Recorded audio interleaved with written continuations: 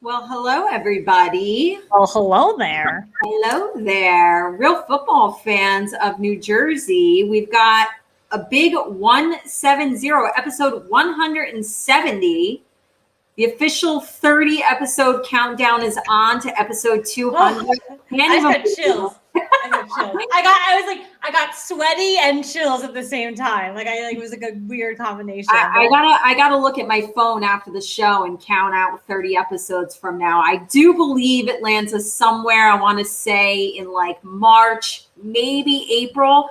So when you say 30 episodes away, it doesn't sound that far away. Automatically, I think people just assume like a month from now, but we're only once a week. March and April, like it's crazy to think we haven't started football season yet. By the time we get to episode 200, football will be over. So when you put it into that perspective, it's kind of crazy. But honestly, it does feel like time flies. It does feel like time goes fast. Yeah. So I also wouldn't be surprised if we blink and there we are at episode 200. Well, if you think about it, like numbers wise, we're 70 episodes out of our 100th episode celebration, which to me will always feel like it was yesterday. And probably a lot has to do with like it was right before like lockdown on everything. Like we really squeezed that in there, right?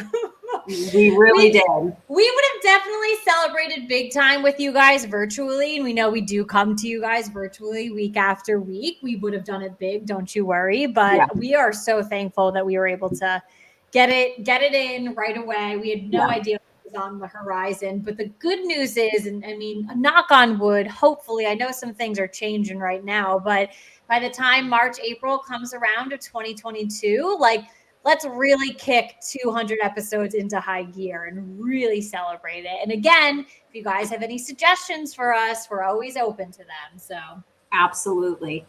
Well, we got a great show for you tonight. Lots and lots to talk about, but we're going to kick off the show with questions. These last couple of weeks, it's been amazing. We've had so many guests on the show. I was going to say, it's been so long since it's just been you and I, me and you. No, I know. Back to the dynamic duo, the two of us.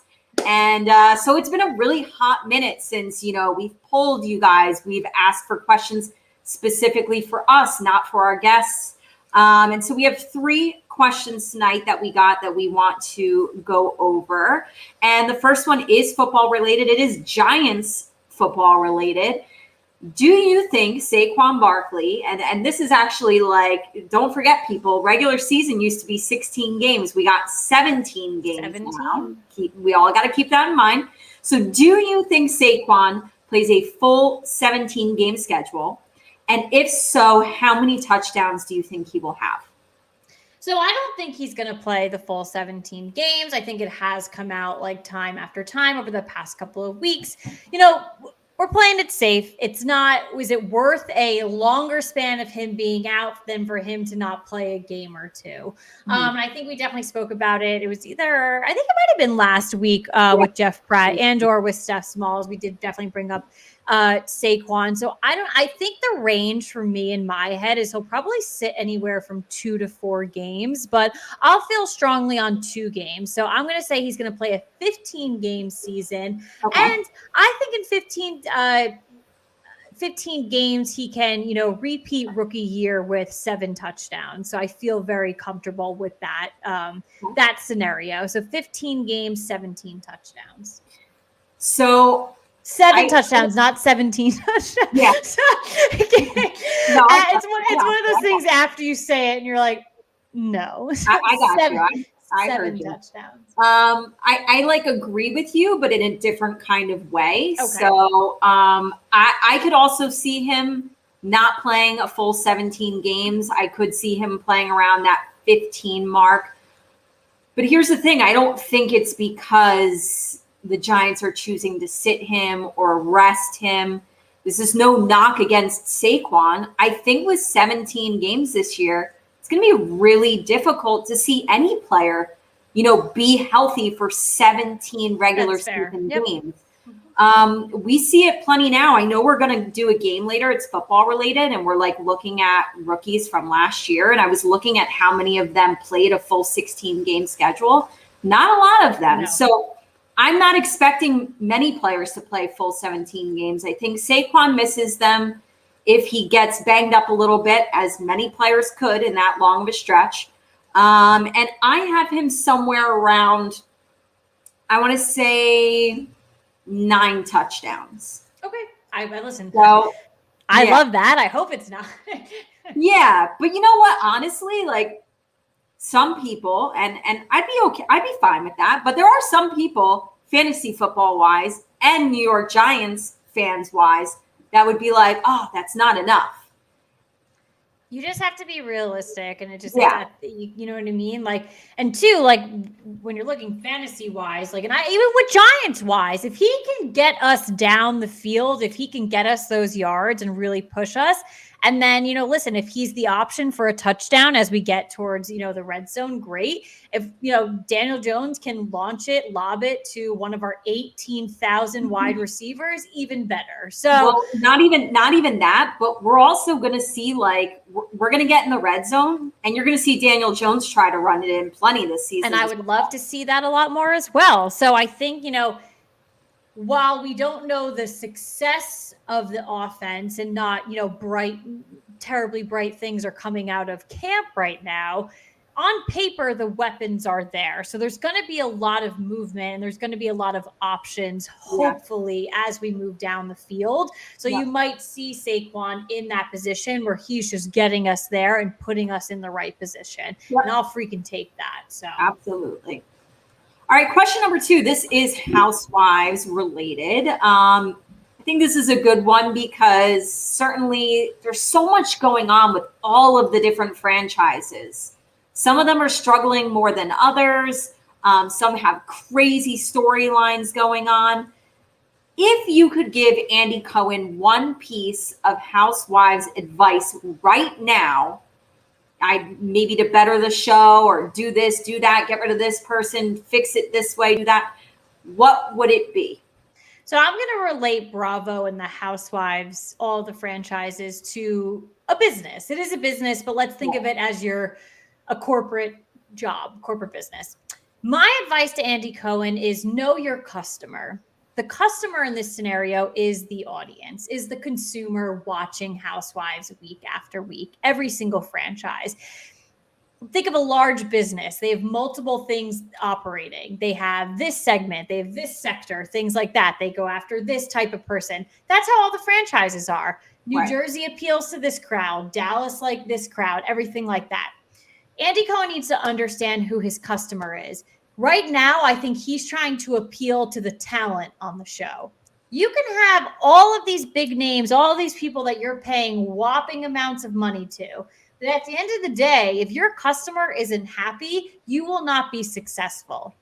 So that's what I'm saying to him, because we are clearly not happy with New York right now. Other franchises are making, like Orange County, are making drastic changes because the customer is not happy. So Andy, while I know you want to have all of these top tier women like you think on the show, and you want to pay them the big money, and you think that you know, listen to them and you have to adhere to them and all that stuff. At the end of the day, it's really us that you have to, you know, make happy. And right now, I don't think we're happy on many levels, on many franchises. So that's my advice to him.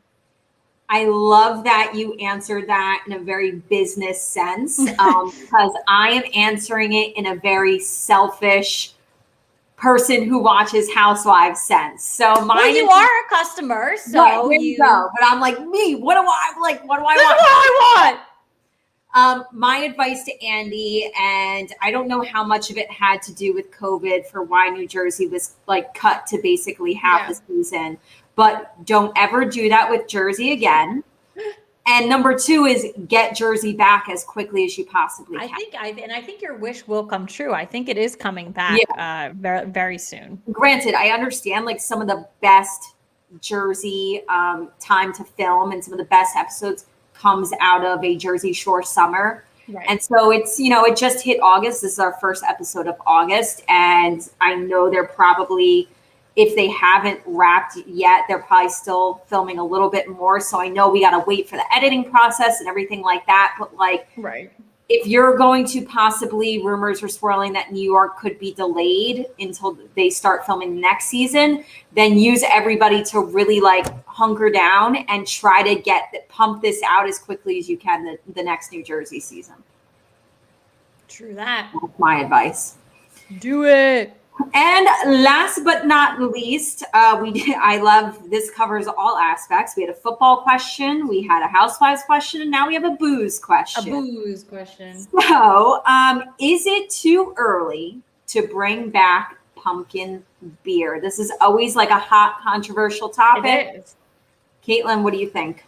I love it. And it's always a hot, controversial topic because we have the Hall of Fame game tomorrow night. We're entering football season. It is here. So I feel like in the past, like a preseason game, like I've always brought a pumpkin beer to. It's August. I don't give a fuck. Whatever.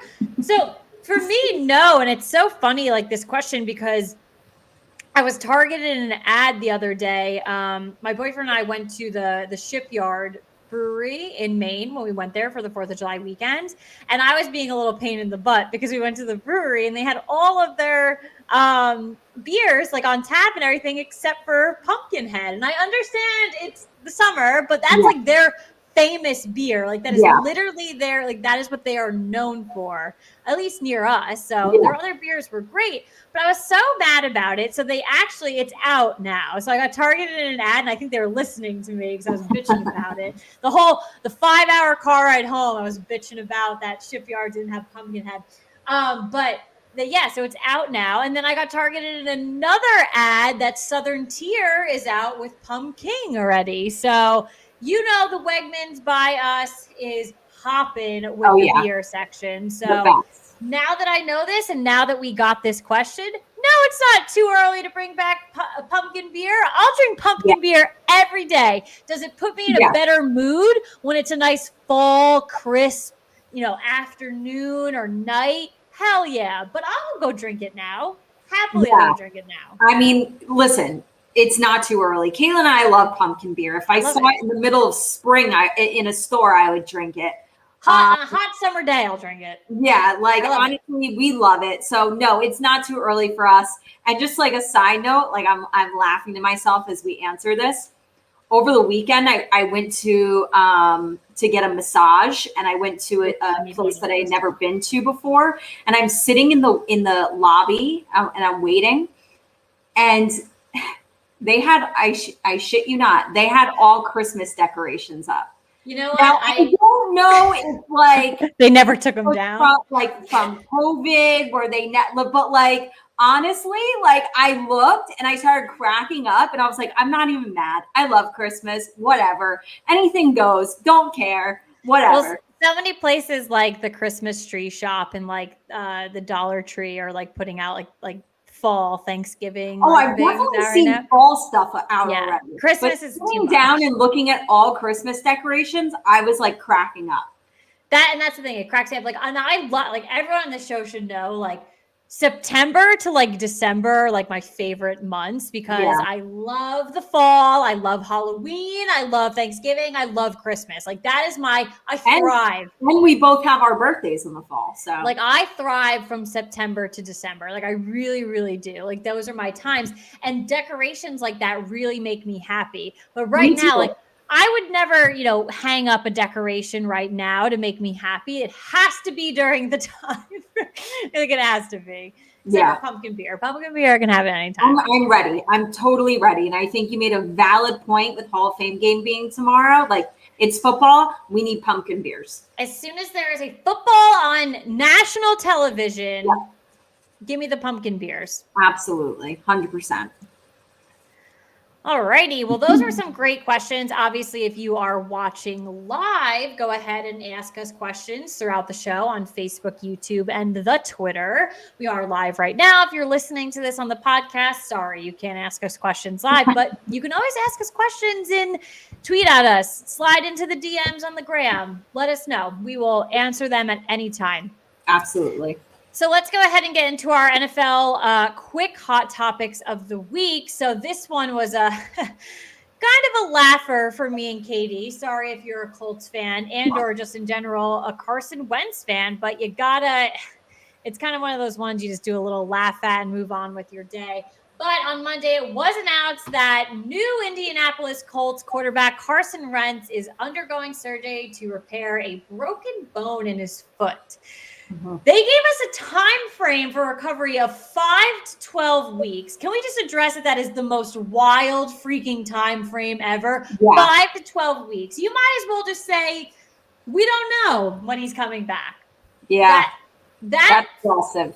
Is just right there. Like, not only does like it suck, like haha, like wow, like of course Carson Wentz is hurt again. That was one of the things that stood out to me the most when this was announced. 5 to 12 weeks. Like that time frame, like, so is it the beginning of the season or as we might have a chance at the playoffs? When the fuck is he coming back? It doesn't help his team any because they don't know like how seriously they have to move on. But do we wait for Carson or do like we need to address this and get somebody in that's like legit to basically cover us for the season?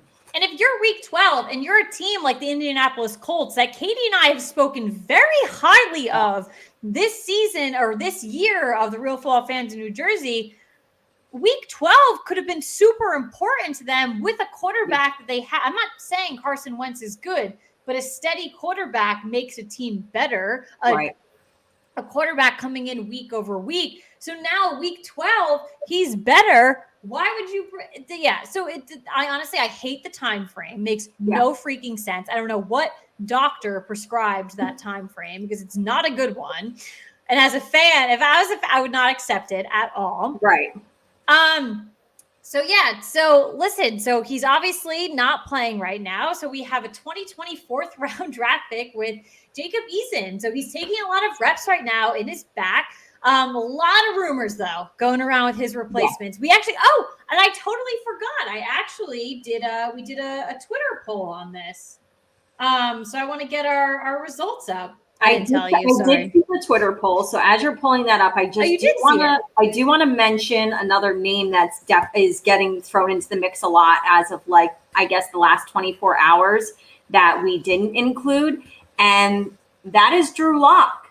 So do not forget that Denver has brought in Teddy Bridgewater. Now that doesn't mean that Teddy's been like 100% named the starter. I think people are favoring him though. So people are favoring him. Good, they should. And so Drew Lock, that makes sense to me. I could see that. Yeah. So his name being thrown into the mix makes a lot of sense, as well as the other guys that we listed on Twitter. Yeah. So on the Twitter, I threw Blake Bortles in there because I laughed a little bit. Gardner Minshew, Nick Foles, and then I put other. We did get one response for other, and I'm not. Oh, here it is. So Spencer Rattler, he's obviously in college. So Rattler, I can't pronounce it. Sorry if I can't. He's still in college. It's too soon. They're not going after a college kid. And if they do, I don't know how that's legal or if anything's binding. As much as like you and we were like really gung-ho on Drew Lock going into last season. And obviously he had the injury bug last year. So we really haven't gotten to see much of him as a starter, which is why, like, I guess people, and even I can say for the Colts, I would favor Gardner Minshew. Of course, like, Trevor Lawrence is the quarterback now. Like, that's not going to change. Trevor Lawrence would probably have a really horrible training camp, and they would still be like, well, it's Trevor Lawrence. We're going with Trevor Lawrence. Absolutely. So 53% of people said Gardner Minshew, 40% Nick Foles, and then 7% actually went with other, but only one person replied to us with an actual other option there. And then another person too, which actually popped up today for me was the first time I was hearing it. And I'm surprised I wasn't thinking it because I love him clearly. It's Marcus Mariota. I wasn't even thinking about him. I wasn't even thinking about him. And I'm like, duh, Caitlin, like you want him to be a starter somewhere. Well, Gardner makes so much sense. He has so much experience now starting. Like he's started way more games than Drew Lock. Obviously, maybe not as many as Marcus Mariota, but it's also been a really hot minute since Marcus Mariota was a starter. Right. Whereas Gardner was more frequent. That was more frequent and more consistent. And so I feel as though listen, you kind of just got to go in there and be a game manager because you're going to be surrounded by a really strong team. Right. Okay. And, I think Gardner could be capable of doing that. Absolutely. I 100% agree. And he's one of the guys, too, that you do want to see, get his opportunity. We've seen him start before. We've seen what's behind it. We were all behind Minshew Mania, of course. So we'd like to see that come to light again.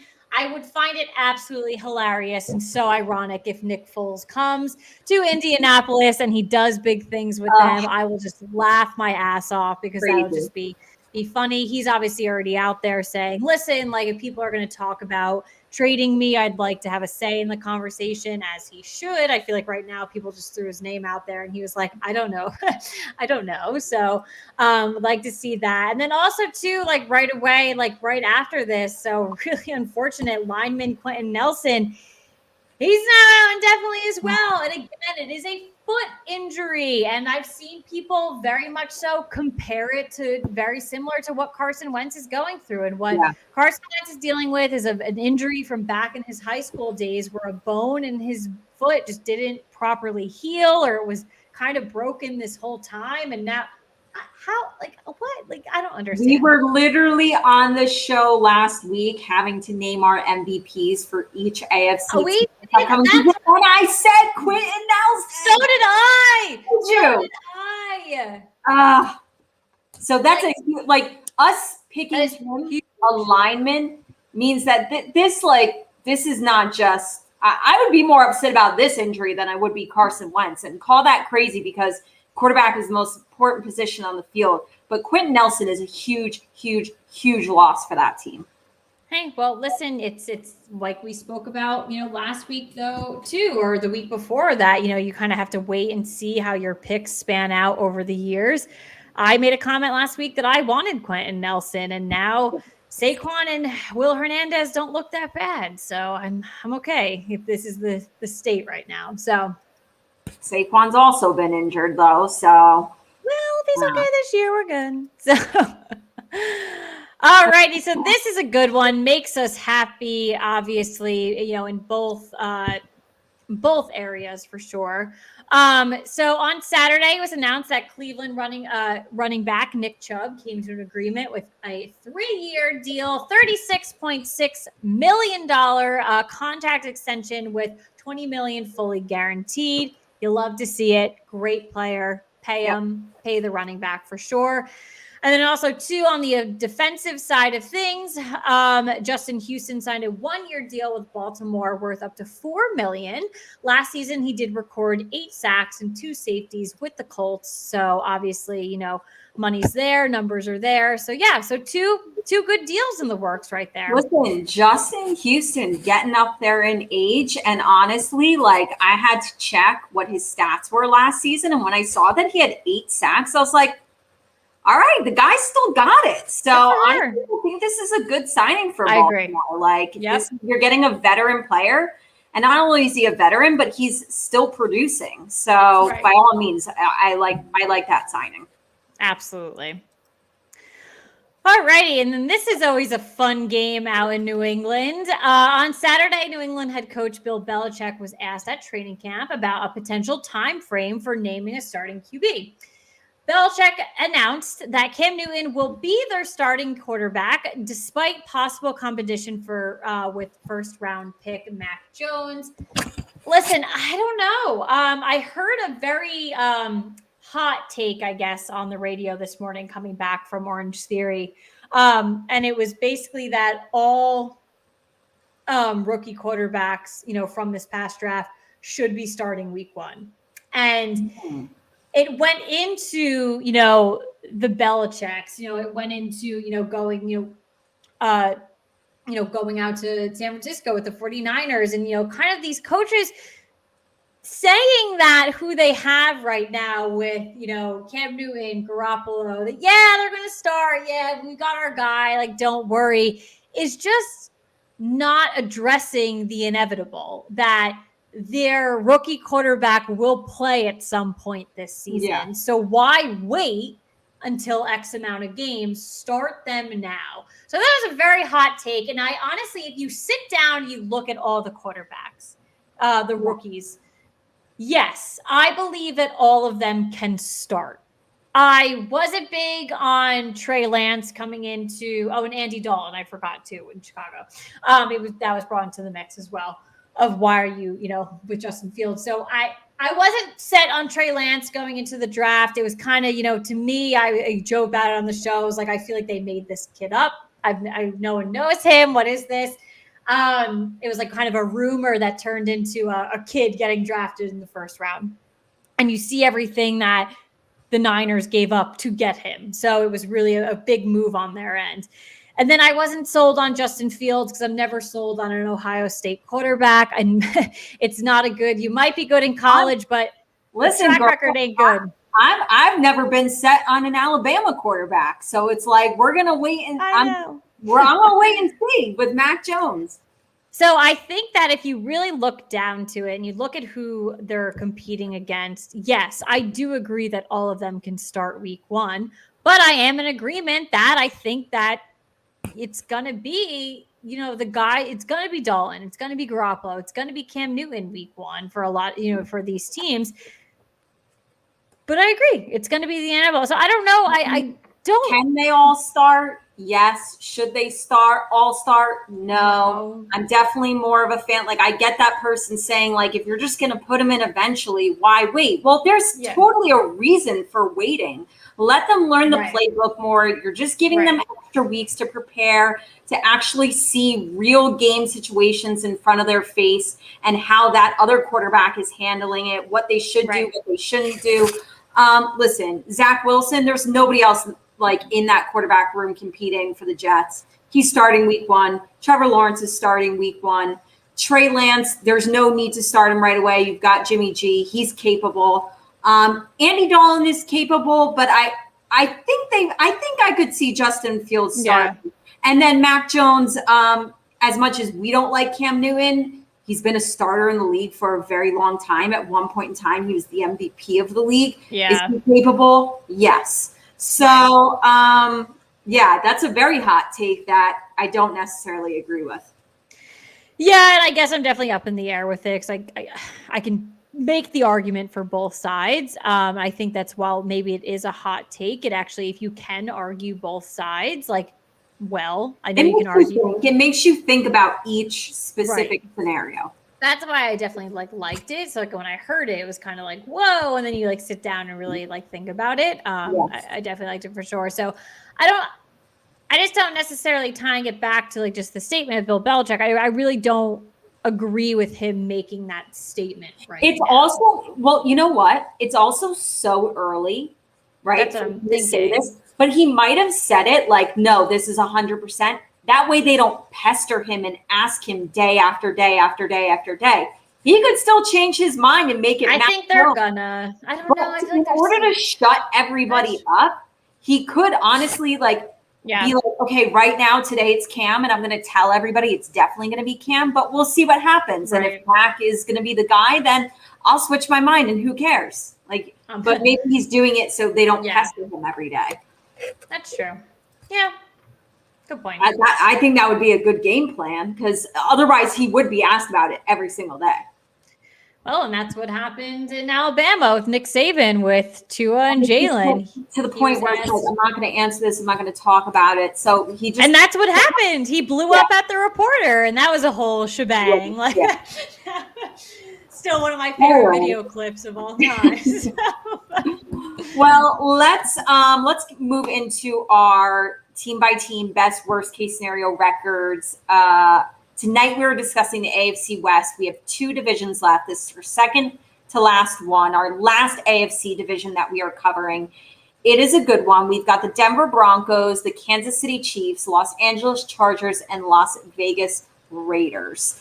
And I think we are kicking it off, yes, alphabetically. We are kicking it off with the Denver Broncos. I think, like we said before, I'm expecting Teddy Bridgewater to be the quarterback. I think you are as well. So kind of went that route. Best worst case scenario for this Denver team. What do you have? Yeah, so they're definitely not far off from each other, my best and worst case scenario for them, because I do see them, either in both spots or, maybe somewhere in a happy middle if that's possible. So the best case scenario I have for them is 6-11, and worst case scenario is 5-12. Okay. Best case scenario, I have them at 8-9. At least we both agree that best case scenario, they're under 500. Yes. And worst case scenario, I have them at 6-11. So I'm right there alongside you, close with worst case scenario. They just have a lot. Like as much as I love Teddy Bridgewater and I have faith in, Jerry Jeudy coming into his sophomore year, I just still think there's a lot that there's a lot of missing pieces. There really is. And I think people think of the Denver Broncos, and maybe that doesn't come to mind right away for them, that they are rebuilding and there's a lot going on. And that is the truth. There is so much. So I just can't really give. And I know 8-9, doesn't, we're used to 8-8 being a 500 record. It's not that anymore. Right. I just don't think I can jump to even right under 500 for them. Right now, I just need to see a lot more. Listen, we've covered so many, the majority of the divisions now, and we've seen a lot worse teams than the Denver Broncos, but I think we could probably agree that this is the weak link of the division. If you were going to say who you think is the weakest, I'm at least going with Denver. Yes, and I had to fact check myself. I had to look at what I put down for the rest of them. Yeah. Did I put someone worse than them? So yes. So I have a goal for this team before things get really shaky. They have a really, what I think, even though they're actually starting the season with back-to-back road games. But it does suck. It does suck. But I think they really need to try to win their first 3 games because they're winnable before it gets really rough for their next 4 games. So they start the season at the Giants, at Jacksonville, home against the Jets. Okay. They need to look at those we got to win those because then their next 4 games, Baltimore, at the Steelers, a division game against the Raiders, and then at Cleveland. It's not easy. You might, even if you start 3-0, you're nose diving pretty quickly. You're potentially going to, it's going to be rough. It's going to be rough. And like I said, if I have them as the weakest link in this division, it means how many division games are they going to win? There's some good teams here. So, All right. Speaking of good teams, of course, I'm sure this is one of the teams we're most high on, as the world is, the Kansas City Chiefs, AFC champions from 1 year ago. What do you have? Best, worst case scenario? So best case scenario, I'm going to keep them relatively into last season, but I'm actually going to give them one more loss. I think it's one more game. Really good team. You have a slip up here and there. So I'm going 14-3 as their best case scenario. And then worst case scenario, I don't drop too far, but giving them a 12-5 record for the worst case scenario. Okay. We have matching best case scenario, 14-3. And I do have worst case scenario, even though I don't think this. I think they're going to be closer to best case. I have worst case scenario at 10-7. I thought about it. I did, definitely for sure. But the note that I have on this team, now that we are almost fully done with all of the divisions, right? This is one of the toughest schedules I've seen. Yeah. Now you would say, well, duh, they were in the Super Bowl last year. Well, we just recently did the Buccaneers, and I said that I thought the Buccaneers had an easy schedule. And the Giants have been known over the past 5 seasons to have the hardest schedules, and we didn't make it to any Super Bowl, right? Yeah. So NFC Championship. So they have one of the toughest schedules I've seen. And just to rattle off some of their tough games this season, they've got Cleveland, at Baltimore, Buffalo, at Tennessee, Green Bay, and Pittsburgh. Yeah. That's really hard. So the goal for this team, go the best of the best teams on your schedule. Go 6-0 in the division because you have to. And I know that we are both high on the Chargers, but I think we can agree that it's not impossible for Kansas City to go 6-0 in this division. At the very least, it's got to be 5, and it should be 5. 5 to 6 wins. So Gotta do it. Speaking of that team that we are high on going into this season with a sophomore quarterback that we're also very keen about, the Los Angeles Chargers, best worst case scenario. So best case scenario, I'm going to go with 10-7. And my worst case scenario, I'm going to go with 8-9. I went a little bit higher than you. Best case scenario, I went 12-5. Oh. Worst case scenario, I went 9-8. Again, this is our dark horse team, I would say, going into this season. And something to just note on their schedule, they're playing division rivals in 3 of their final 4 games. So that's always, anytime you see that on anybody's schedule, it's very, very important, and it can factor in big time. So especially if you're trying to make the playoffs, which I believe the Chargers will be pushing for the playoffs. So I think for me with the Chargers, and the reason why I'm a little bit lower than you is, and I think, you know, a 10-7 record for them would be great this season. Yeah. If that, it should be a playoff. It should be a playoff record. And that's what I'm thinking. I think they're finally turning, you know, a corner where the Chargers will make the playoffs and actually do damage in the playoffs. So years past, nothing against Phillip Rivers, but he's just never been able to take them to that next level. It's like, they're a good team. People kind of forget about you, though, because you don't do anything postseason. I think now under Justin Herbert and other changes that they've made within the organization, that they truly can move to the next level. And we're going to see it in maybe this season, maybe the next one, but we're going to see it very, very soon. So while I do have them on the lower end compared to you, I think a lot of it now we might see in the postseason. Yeah, absolutely. And then we're rounding out this division with the Las Vegas Raiders. I have to say, I think they are the hardest one in this division to pinpoint. They're so questionable.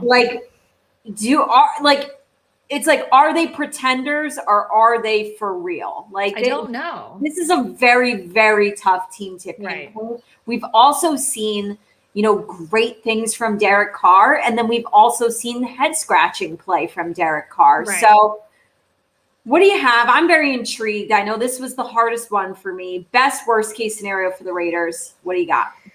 Best case scenario, I'm going to go with 8-9, and worst case scenario, 6-11. We are so very, very close. Best case scenario, I have them at 9-8, 1 game above 500. And worst case scenario, I matched you with a 6-11 record. Yeah. Brutal first 4 games for this Raiders team. They could potentially start 0-4 to start the season. Baltimore, at Pittsburgh, Miami, at the Chargers. That's tough. It's really going to show right out the gate what this team is made of. Yeah. And it's not easy to bounce back from 0-4 too. So you could definitely be looking, on the worst case scenario spectrum for the two of us. I will say I do believe that Derek Carr is a really good leader. So I think, like, if your team is going to start 0-4, having somebody like that at quarterback is really going to, like, rally the troops and get them to buy in and believe. But yeah, it's not easy for any team in the National Football League to start off that way and turn things around. So yeah. All right. Alrighty. Well, let's go ahead and get into our quick. We do that today. We our stories of the week for Housewives, and that's what they are. They're quick, they're hot, and these are our topics for it. So let's get into it. A new report claims that The Real Housewives of New York. I don't know why I cannot speak or say that phrase. Roni, baby, Roni. Roni, I know. It pushed back season 13 reunion. So apparently it's even further. Push it back even more. It's going back. As they're trying to fix the franchise, and we know it needs a freaking facelift. I watched it. I did catch up last night. It definitely needs one. So the ratings have declined each week. And there's, a talk of a very long hiatus before season 14, which was supposed to begin at the start of 2022 and now has been scrapped. So we have no idea what is going on. Again, like I said, I caught up last night. I mean, I would say last night's episode was probably one of the better ones out of the whole season. I think the thing that bothers me the most is that New York is always, teed up with the end of summer, Halloween, Christmas. Yeah. They've got like everything. They really are handed everything, all the good holidays, they're, and I understand COVID and everything, but these ladies are doing things. Like they're literally out there. They are participating in activities. They are having parties. They're going on trips, things like that. And it just really isn't missing the mark. Like they went to Salem, Massachusetts, like literally like the Halloween. Brenda was there. The Halloween capital of the world. It's like the place that's on my bucket list. Like I want to go there and get all cool with the witches and the warlocks. Like, I want to go to Salem. And they blew it. They absolutely blew it. I literally, to a point where like I was texting my boyfriend that I had to catch up on the Salem episodes. And he was like dumbfounded that I was not happy about a Housewives cast going to Salem, Massachusetts. He was like, isn't that like your prime? And I was like, you'd think it would be. So I would say last night's episode, it was a holiday themed one. It's not Christmas time yet. I think they're getting close to it. It was probably one of the better ones this season, but I got to tell you, I was still on my phone pretty much looking through Instagram and Twitter the whole time. So I have a mid-show question that came into my head for you to answer on the spot. With this long hiatus that they're going to have before season 14, where they're going to try to fix the franchise on a scale of 0 to 100%, what is the percent chance that you see, and it could just be one of them, either Bethany, Dorinda, or Tinsley come back to the franchise? 100%. 100%? 100%. 100%. 100%. And I think it's going to be Tinsley and Dorinda are coming back. Wow. So Bethany's not, I don't see. I agree. I don't think it's going to be Bethany. She might like be on an episode. She could be like Jill Zarin, where she just pops up. It would be like one episode.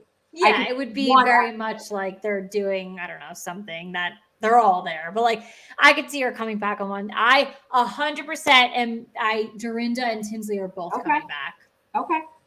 Interesting. So, I hope you're right. I hope you are right. We need some of those ladies in our lives. Yes. Yes, we do. All right, moving on. So, on Andy Cohen's Sirius XM show, he set the record straight on Erika Jayne's future in The Real Housewives of Beverly Hills. He did respond to many tweets saying that they should fire Erika. He said the show is wrapped and you obviously cannot remove her from the show right now. And that, he does not think the legal issues are going to affect her future on the show. A lot of it does stem like with her, I guess there still is her husband, but they're separated right now. Right. And then as far as the reunion talks go, episodes are going to continue to air into September. There's at least 10 more episodes. We still have a lot. Erika has addressed the controversy. So that already has aired. I believe 2 episodes it is spoken about.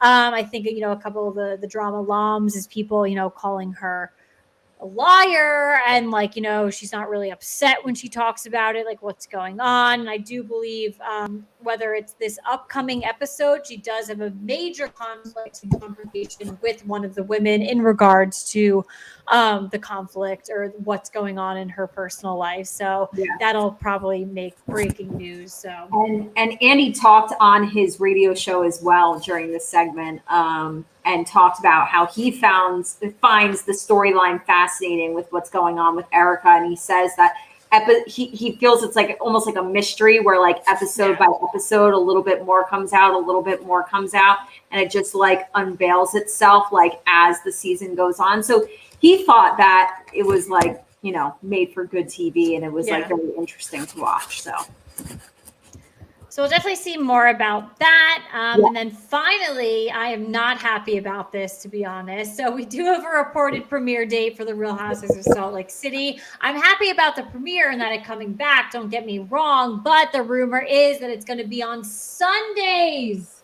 So it's going to come out on Sunday at September 12th. So that is, I think that's opening. It's opening day.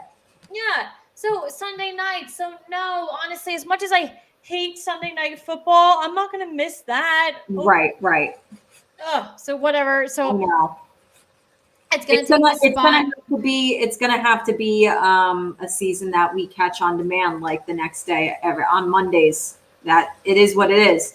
Oh, you're killing me, Bravo. Again, Andy, listen to your audience. Your audience is watching football. Obviously, like we were huge on Salt Lake City in their rookie season of the franchise. Really looking forward to season 2. Obviously, we know the big storyline with Jen Shaw. This is definitely disappointing. They're moving them to Sunday nights, which was previously a spot held by Real Housewives of Atlanta. I feel as though Bravo looks at Sunday night as like a coveted spot, and that they do, want because I think Potomac's on Sundays as well. Sunday night is football night, baby. So sorry, you can't do that to us. So Andy, come on, killing two of your biggest fans are football fans too. You can't be stupid like that. Okay, so those are our Housewives quick hot topics of the week. We are going to move into our game tonight. It is a football game. And kind of goes off a little bit interesting, like just a tiny bit off of what we were talking about with Jeff last week. We had a question for him about fantasy football as far as like who did he think was going to be the biggest kind of breakout, I guess, going into their sophomore season for fantasy football. Well, we are playing a game called Year 2 Breakouts, the reason we're doing so is because on NFL.com, 6 running backs and 7 wide receiver sophomore players, Year 2 players, were listed as Year 2 Breakouts for the 2021 season. So we're going to take a look at both lists. We'll give you what the list from NFL.com was, and then Caitlin and I are going to rank them in order of who we think will have the biggest and best season for 2021. We're also going to give 1 running back and 1 wide receiver each that was not on the list that we think should be added. So let's get right into it. We're going to do our running back list from NFL.com first in the order that they had it written in the article. We have Green Bay's A.J. Dillon, Baltimore's J.K. Dobbins, Kansas City's Clyde Edwards-Helaire, Washington's Antonio Gibson, Detroit's DeAndre Swift, and the Colts' Jonathan Taylor. Unfortunately, if you're thinking about who's missing on this list, Cam Akers, we know, and that's, again, such an unfortunate injury, and we wish him a speedy recovery, but we have 6 running backs to look at here. I think we should go 6 down to 1. I want to know who's your last guy on this list? Who do you have at the number 6 slot?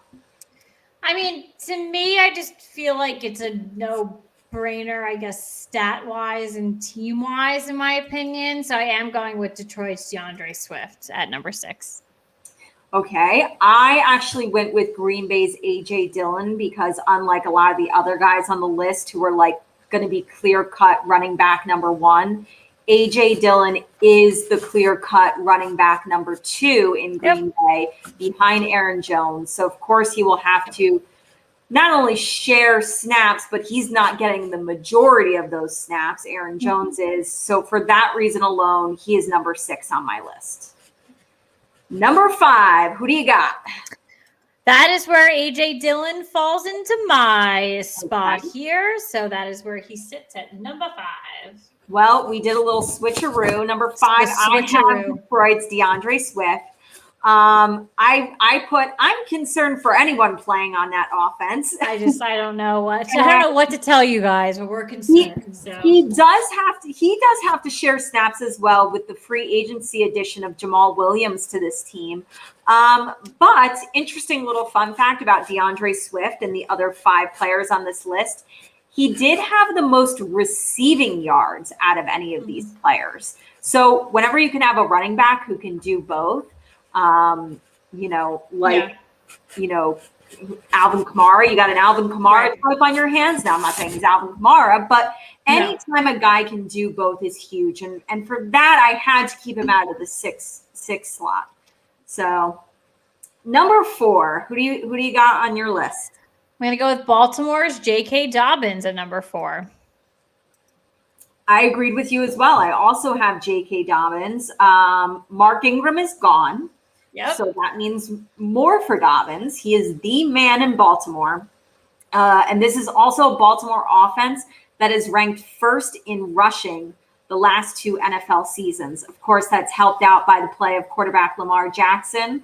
I think Lamar Jackson finished top 10 in rushing yards in the league last year, and he plays the quarterback position. So, but this is a kind of a run-first football team. And with, like I said, with Ingram gone, Dobbins is the guy. Like, this is going to be a big year for him. Number 3, who do you got? I have Washington's Antonio Gibson. Okay, all right. I went with Kansas City's Clyde Edwards-Helaire. Now, I want to say that, like, my top 3 players, I'm really big on. I really believe that they're, like, good careers ahead for these sophomore running backs. Clyde Edwards-Helaire, I thought, like, immediately when he was drafted, I was like, this kid's going to be a stud. Right. He had 803 yards last season and nearly 300 receiving yards, plus 5 touchdowns. I think he's going to have even bigger numbers in year 2 in Kansas City's offense. And, you know, for them, Le'Veon Bell is gone. Not saying Le'Veon Bell wasn't running back 1, right, but that's one less guy in the running back room that you're really competing with. I think it's going to be even bigger and better for him in year 2. All right, number 2. Is this where you have Clyde Edwards-Helaire? No. So I actually am going with Indianapolis Colts, Jonathan Taylor. Okay. Unfortunately, I do think that despite everything that happened with Carson Wentz, he would probably be my number 1. And I do, understand right now, maybe you don't, you were questionable at the QB position. So you're just going to run it. So people might make that argument to me, but you still need a good quarterback and people surrounding you to have a good run play. You can't just toss anyone in there to hand off the ball to someone and make it work. So as talented as he is, I did strike him back to number 2, and I originally would have had him at number 1. And obviously the news with Quentin Nelson too is major. It's a huge hit to the line because without a good line, they're not just protecting your quarterback, they're protecting your running backs as well. So I had to push him back to number 2, but such an impressive rookie season. I know he's going to put up the same number. I think, what do you have? Like over 1,000 rushing yards. I'm blanking on the touchdowns here, but he really, really did well last year. So kudos to him. And, the 2 spot for me really shouldn't throw you down. So don't worry. No, again, like I said, like the top 3 on this list, I'm really high on these guys. At 2, I have Washington's Antonio Gibson. He had almost 800 rushing yards in 14 games last year, 11 touchdowns, found the end zone a lot. He was also very effective in the passing game as well. Unfortunately, we don't like to see strong players on this list coming out of our division, but you got to give credit where credit is due, and he's a great young player for sure. Absolutely. All right, so now that we know who each other's number 1s are, give it away. So I am going with Kansas City's Clyde Edwards-Helaire. As much as you are, when they picked it, I'm very high on it. Loved it. Really expected a lot. I think, Kansas City definitely took some turns last season, and we brought it up on the show. Like some games they shouldn't have lost, some plays they shouldn't have done. For a great of a team they were, there were definitely some question marks, and I think some of the question marks came with his play and actually too how they used him. I do think they can advance on his play a little bit more. I also too, when I think about these guys and what my argument just was for Jonathan Taylor was his surroundings, who is surrounding him. When it comes to Clyde Edwards-Helaire, look at his surroundings. He's got so much. He truly has everything. And I think that, going into a season where now he is with that team, he is comfortable. He understands what's going on. I'm sure him and Patrick Mahomes have gotten closer. He's gotten closer with the line. He's gotten closer with the other running backs, the wide receivers, everything like that. I truly think that will help him stand out. So I truly, at the end of the day, when I had to make my final decision, I looked at his environment and his surroundings, and that put him in the number 1 spot for me. All right. Very nice. Very nice. I have Indy's Jonathan Taylor, and I think you made valid points. Of course, Quentin Nelson is going to be missed in the run game. And yes, you're right. even if a quarterback is handing a ball off, it's important who that quarterback is. But I did right. Wentz is out. Run. And this is a guy who, as a rookie, finished third last year in rush yards per game. He had 12 touchdowns to add with it, which is the most of anybody on this list. He was phenomenal. And honestly, this is a guy I think I'm going to be high on, and other people should be as well.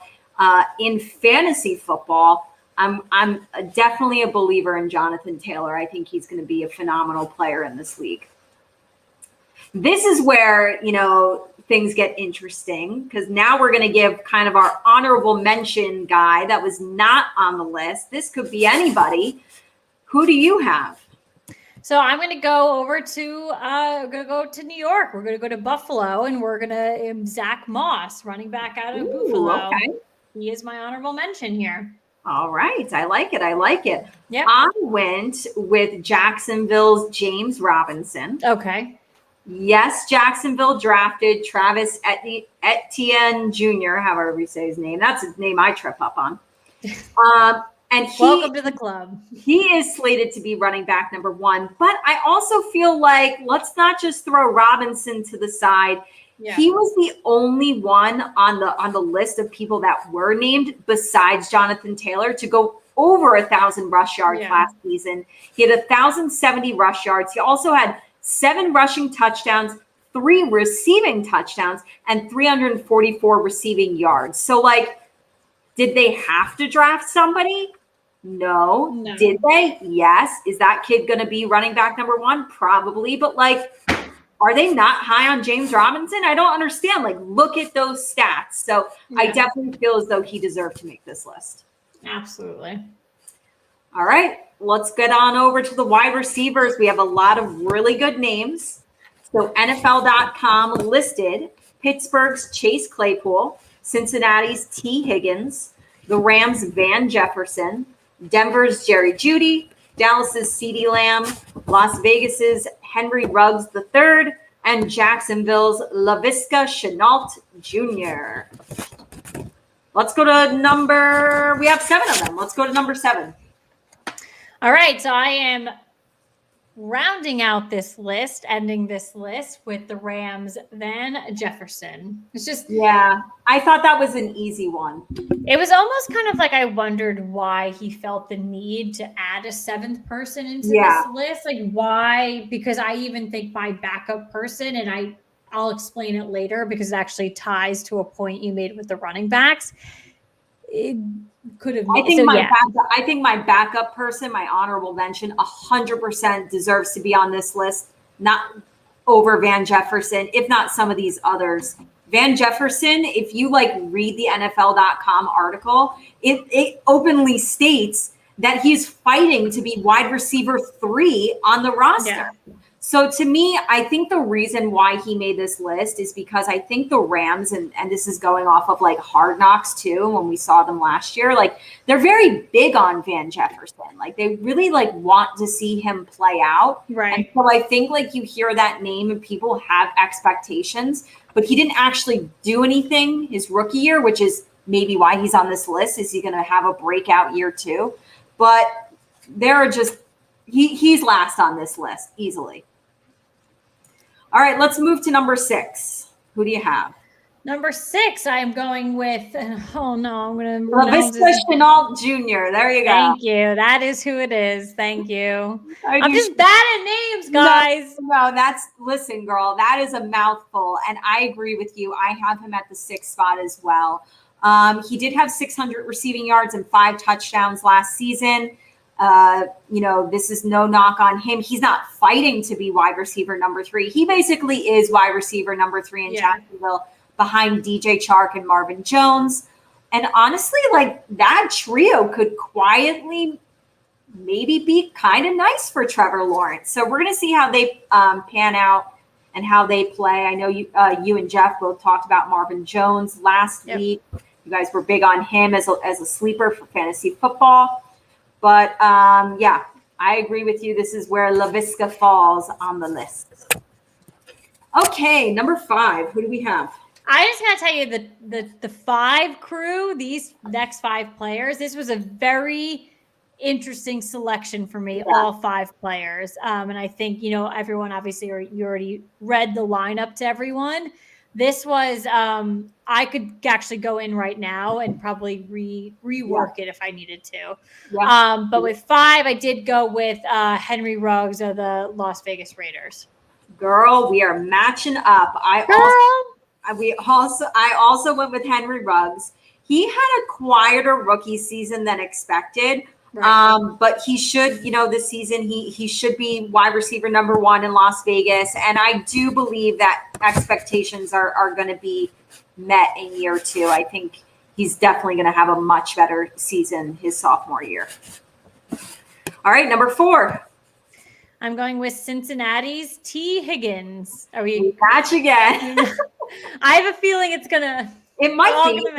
Like you said, this is so interchangeable. I really believe that. Yeah. But I have T. Higgins as well. He had 908 receiving yards last year, 6 touchdowns. He's now, of course, getting Joe Burrow back at quarterback. AJ Green is gone. What does that mean for him? He should only put up bigger numbers this upcoming season. All right, number 3. I'm going with Dallas's CeeDee Lamb. This is where we leave each other. We did, yeah. And I would listen, definitely, I think a lot of it has to just tie back to last season. And compared to, the other 2 guys on the list. And as much as I think it could be a scenario where, while last season numbers weren't, bad, or maybe they weren't bad or they weren't extraordinary, holy shit, best player ever. I just, I know he's going to do great things this season, and it bothers me. And obviously, last week talking all things fantasy with Jeff Pratt, that was his breakout sophomore player. So aside from obviously he wanted Cam Akers, as we all did. But CeeDee Lamb was the second obvious choice for him, and I totally get it. Just for me, I guess compared to these other guys, I do just slot him at number 3. All right. Number 3, I'm going with Denver's Jerry Jeudy. So he didn't have a bad rookie season, but no. I did expect more from him. But I think he does fully live up to the hype in year 2. Actually, in 2020, I didn't know this stat until I read it in the article. He had the second most drops by a wide receiver, in the whole league in 2020. But reports from camp suggest that he's playing much better. And I think I think everybody can agree he's only going up, Jerry Jeudy. All right, number 2 on your list. Who do you got? That's actually where Jerry Jeudy comes into play with me here under number 2. Okay, all right. I went with Pittsburgh's Chase Claypool. He had the most receiving touchdowns on this list with 9. He also had 873 receiving yards.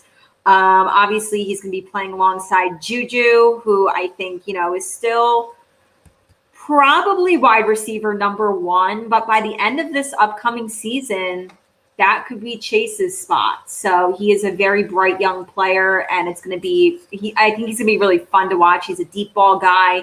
He puts up big numbers. He's a fun one. So, all right, number 1 on your list. For many of the things that you just said, I do have Claypool at number 1, based off of his stats, touchdown-wise, receiving yards-wise last year. But also, I have to play devil's advocate with you, and that I don't agree that Juju is the number 1 wide receiver this year. And it's not even near the end of the season. I think we go into the season, with Claypool, front and center, and he's doing a lot of work. We've said this about Juju time after time. He never fully embraced that wide receiver 1 role. Was he very right? On paper, was he WR1? Yes. Did we ever? So when you looked up the roster, when you looked up the depth chart, was Juju wide receiver 1? Yes, but we never actually saw it on the field. He did so many better things when he was WR2, WR3 potentially. We never actually saw that true wide receiver 1 come out of him. So that's where I see this kind of dynamic shift. And I do see Claypool with that as what he put up as with his rookie numbers. So that is why I slotted him at number 1. That is a very solid point. And with that, my number 1 is Dallas's CeeDee Lamb. I think looking at this list that he arguably had the best year for rookie wide receivers last year. And he did that without Dak Prescott. He did that with Andy Dalton. I expect year 2 to be huge.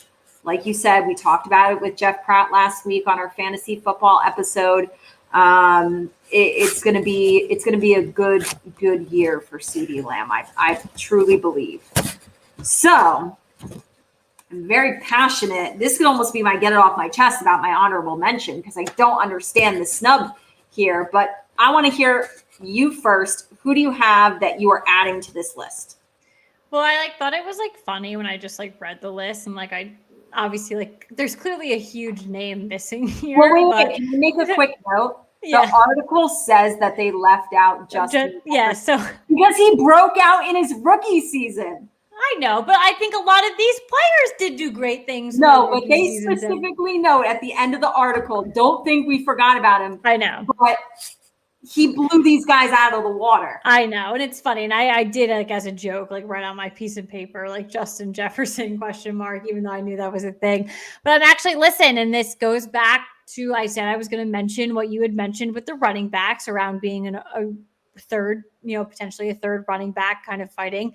I'm taking it back to Buffalo and I'm going with Gabriel Davis, wide receiver out of Buffalo. He is technically right now wide receiver 3, but in his rookie season, he did, I think he did actually put up better numbers. That's why I brought this up before than Van Jefferson. He was hit with a little bit of an injury bug, but we actually did see, like you had brought up before, earlier in the show, that a lot of these guys on this list just entering their sophomore season did get hit with an injury bug last year, 17 games on top of it. But listen, a lot of the things around Gabriel Davis is that, listen, he is taking the next step according to Stephon Diggs. He's the next guy. He acts like a pro within camp with all of these guys. He's been there before. So there's a lot going on around him. And again, he might be the third guy out in Buffalo, but in my opinion, he could fight to be on this list.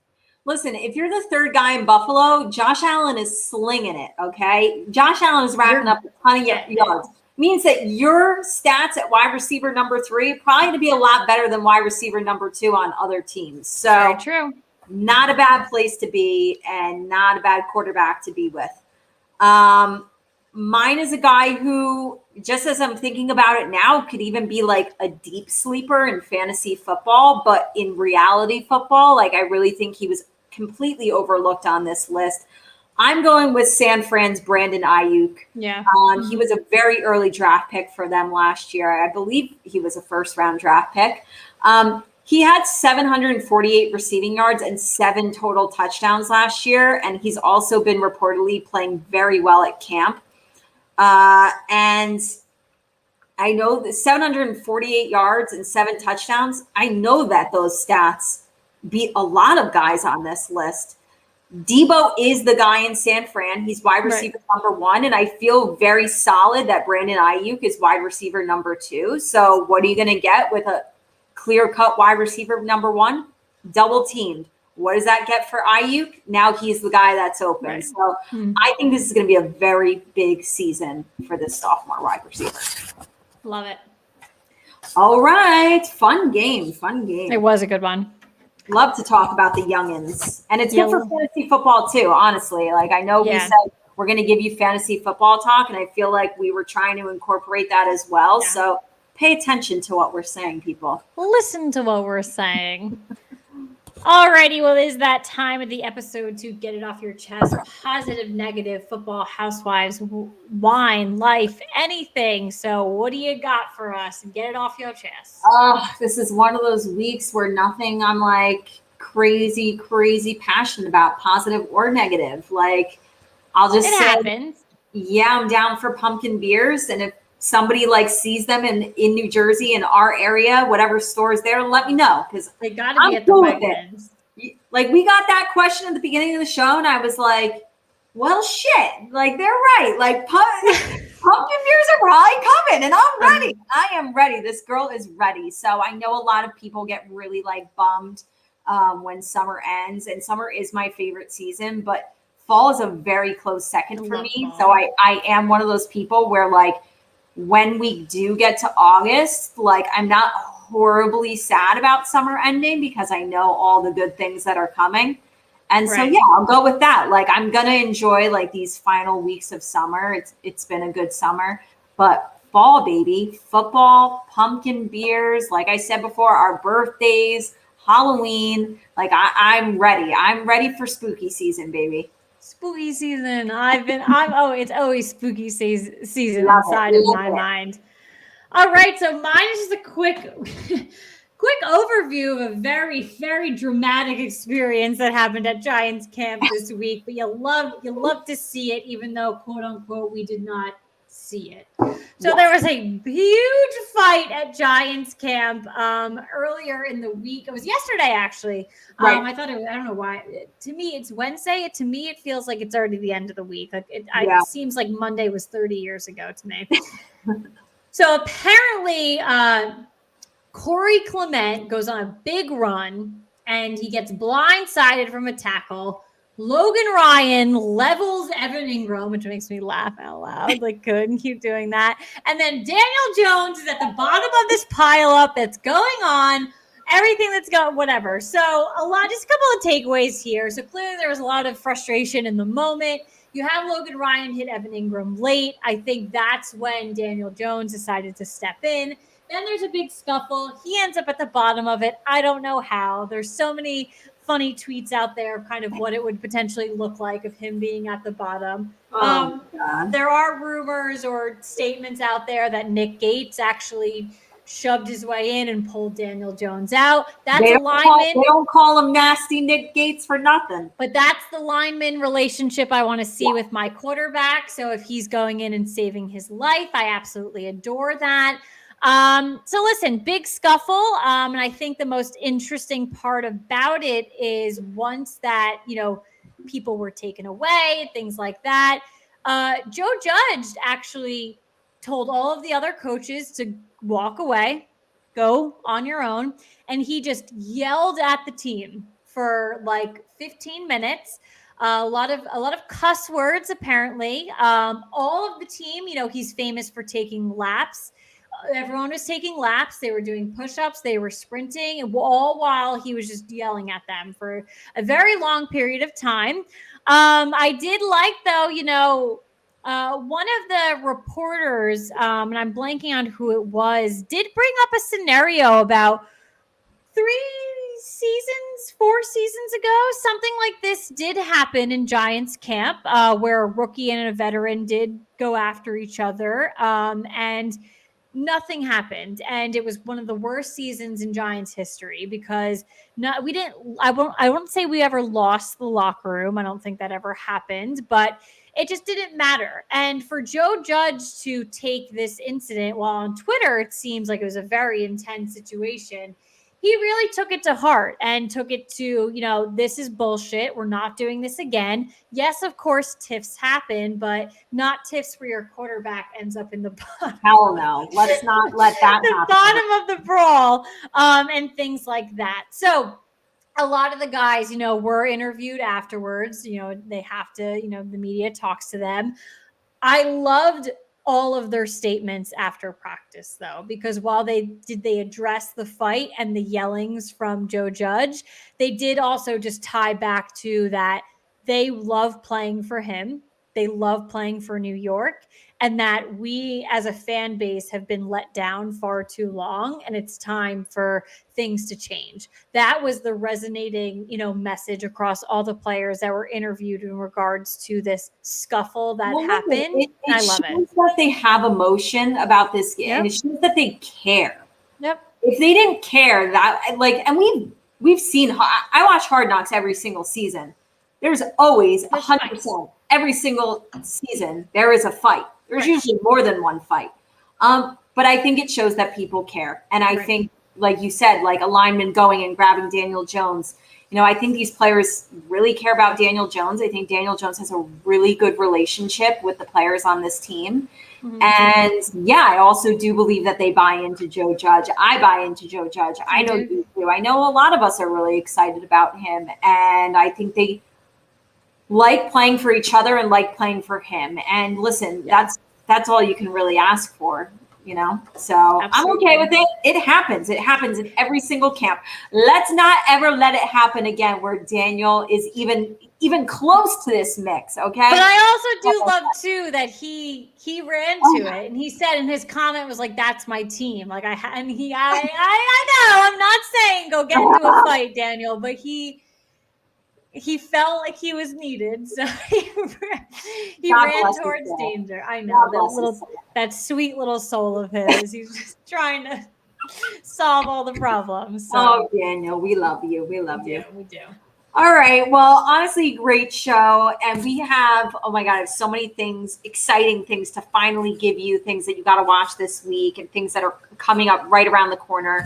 Real Housewives of Beverly Hills, that was on tonight at 8 o'clock, still going on now. You can catch it on demand. Some people might have TVs where you can restart it. Real Housewives of Potomac is on Sunday at 8 p.m. and Roni on Tuesday at 9. Now, this is where things get exciting, people, okay? Oh, yeah. NFL preseason Hall of Fame game, the Pittsburgh Steelers versus the Dallas Cowboys on tomorrow night at 8 p.m. on Fox. People who poo-poo preseason, you can't even tell me that you're just not excited to put football on your television. Yeah, come on. It's a Thursday night. Like, what else are you doing? What are you doing? You're not doing anything.